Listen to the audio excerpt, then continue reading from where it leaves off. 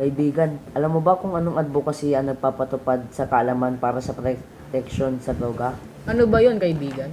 Iyon ang National Drug Education Program o NDEP.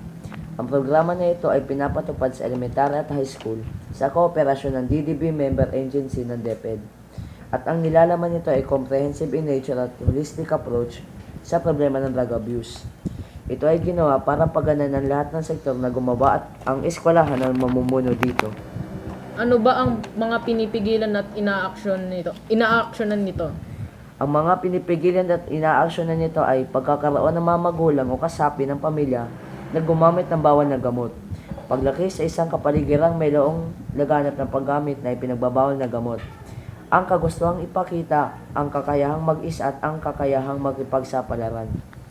Pagkakaroon ng kaunting interes sa mga layuning akademiko at espiritual. Pagtuturing sa sarili ng isang kamay ng lipunan.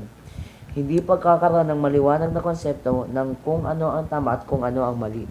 Iniimbita namin kayo makilahok sa advokasiyang ito dahil makakatulong ito sa pagbago ng mundo. And